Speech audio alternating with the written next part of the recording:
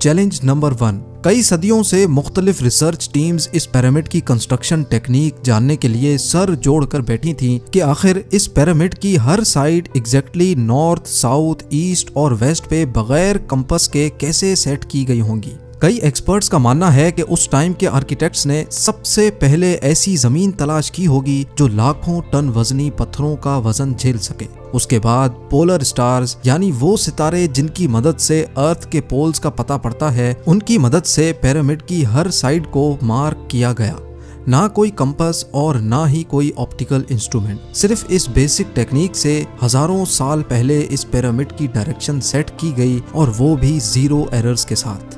Challenge number 2। अगला challenge था जमीन को लेवल करने का। जिस 13 एकड़ की जमीन पर इस पिरामिड को बनना था, उसका लेवल थोड़ा सा भी आउट होता तो 23 लाख पत्थरों के इस पहाड़ का खड़ा होना बिल्कुल भी मुमकिन नहीं था। अब इस जमीन को लेवल करने के लिए उस टाइम के इंजीनियर्स के पास ना ही लेजर लेवलर था और ना ही बबल लेवल। एक्सपर्ट्स का मानना है कि कंस्ट्रक्शन साइट की चारों साइड्स पर खड्डा करके उसमें पानी डाला गया होगा और फिर एक साइड के पानी के लेवल से दूसरे साइड के पानी के लेवल को मैच किया गया होगा। जो जमीन का हिस्सा पानी के लेवल से मैच नहीं कर रहा होगा, उसको छेनी और हथौड़ों की मदद से काट कर लेवल किया गया होगा। कई एक्सपर्ट्स का मानना है कि एंशिएंट इजिप्शियंस ने इस सिंपल टूल का भी इस्तेमाल किया, जिसकी दोनों साइड्स पे लकड़ियां और उसके ठीक सेंटर पे एक रस्सी से पत्थर बंधा हुआ है। अगर पत्थर जमीन से टच हो गया और उसकी रस्सी ठीक सेंटर लाइन पे आ रही होगी तो इसका मतलब है कि बीच की जमीन परफेक्टली लेवल्ड है।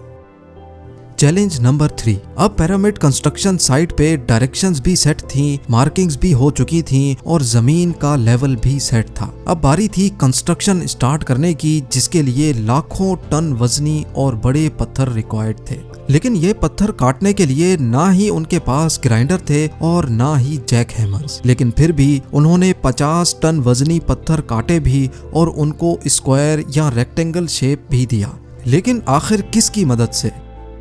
जी हाँ, यही वो सिर्फ एक टूल था जिसकी मदद से पत्थरों को काटा गया। एक्सपर्ट्स का मानना है कि पिरामिड की कंस्ट्रक्शन पे इस्तेमाल होने वाली छेनी सिर्फ कॉपर से ही नहीं बनी थी, क्योंकि उनको भी ये बात मालूम थी कि कॉपर नरम होता है और पत्थर नहीं काट सकता। इसलिए इसमें एक केमिकल आर्सेनिक भी शामिल किया गया था। कॉपर और आर्सेनिक से बनाई जाने वाली ये छेनी लकड़ियों के हथौड़ों से पत्थरों पर ठोकी जाती थी और कई घंटों की मेहनत के बाद बड़े बड़े पत्थर शेप में लाए जाते थे। Challenge number 4। अब चूंकि ये खास किस्म का पत्थर जिसको आज लाइम स्टोन कहा जाता है, उसकी कटाई पिरामिड कंस्ट्रक्शन साइट गीजा से 250 किलोमीटर दूर टोरा के शहर में हो रही थी। अब मसला था ये पत्थर गीजा तक ट्रांसपोर्ट करने का। हर एक पत्थर 50 टन यानी 50,000 केजी के बराबर था, जो तकरीबन 3 पैसेंजर बस के वजन के बराबर बनता है। और ऐसे 23 लाख पत्थर सिर्फ एक पिरामिड में इस्तेमाल होना थे। इतना ज्यादा वजन ट्रांसपोर्ट करने के लिए ना ही उस दौर में कोई जानवर काम आ सकता था और ना ही उनके पास ट्रक्स मौजूद थे। हत्ता कि अगर आजकल के जदीद दौर में भी ये काम करना पड़े तो ट्रांसपोर्ट कंपनीज को अच्छा खासा टफ टाइम आएगा। हैरत अंगेज तौर पे ये काम वर्कर्स और कश्तियों की मदद से किया गया। जी हाँ, टोरा और गीजा के दरमियान मौजूद रिवर का फायदा उठाया गया और बड़ी बड़ी कश्तियों में पत्थर लाद कर पिरामिड साइट पर पहुंचाए गए। एक्सपर्ट्स का मानना है कि ये काम इतना आसान नहीं था। शिप्स में इतने बड़े पत्थर की लोडिंग और अनलोडिंग में कम से कम भी 500 मजदूरों की आर्मी एक ही वक्त में लगाई गई होगी। Challenge number 5। जो एक्सपर्ट्स की टीम्स पिरामिड की कंस्ट्रक्शन पर रिसर्च कर रही थीं, उनको अब अपने कई सवालों के जवाब मिल चुके थे। लेकिन एक बात उनको हर वक्त सता रही थी कि लाइमस्टोन कट भी गए, ट्रांसपोर्ट भी हो गए और कंस्ट्रक्शन के दौरान एक के ऊपर एक लगना भी शुरू हो गए। मसला ये था कि पत्थर इतनी ऊंचाई तक आखिर पहुंचाए कैसे गए होंगे। कई एक्सपर्ट्स का मानना है कि पिरामिड की कंस्ट्रक्शन से पहले ही ये प्लान कर लिया गया था। या तो ये स्पाइरल ट्रैक के जरिए ऊपर गए होंगे या फिर जिग जैग तरीके से। लेकिन ये बात तो तय है कि 50,000 केजी के पत्थर ऊपर मजदूरों की आर्मी की मदद से ही खींच कर गए होंगे।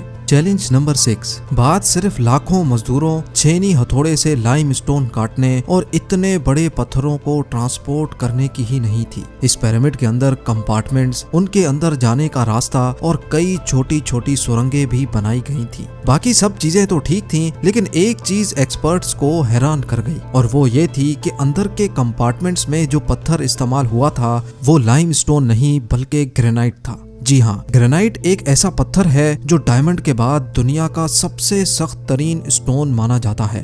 आजकल के मॉडर्न दौर में भी ग्रेनाइट बड़े बड़े ग्राइंडर्स की मदद के सिवा काटा ही नहीं जा सकता। दुनिया भर से कई आर्कियोलॉजिकल एक्सपर्ट्स को पिरामिड का विजिट भी करवाया गया, लेकिन किसी को भी इस बात का सुराग नहीं मिला कि 4500 साल पहले इजिप्शियंस ने ग्रेनाइट जैसे ठोस पत्थर को इतनी सफाई से कैसे काटा था। आखिरकार कई सालों के बाद एक्सपर्ट्स ने इस मिस्ट्री को भी सॉल्व कर दिया। इजिप्शियंस ने ग्रेनाइट को इतनी सफाई से एक ऐसे आरे से काटा था जिसके दांत ही नहीं थे। जी हाँ, बगैर दांतों वाले इस आरे के दोनों साइडों पर वजन डालकर इसको ग्रेनाइट पर चलाया जाता था और बीच में बजरी डाली जाती थी। एक्सपर्ट्स का मानना है कि इस तरीके से इतने बड़े पत्थर को काटने में 4 महीनों का वक्त लग जाता था। आखिरकार पिरामिड्स बनाने का मकसद क्या था?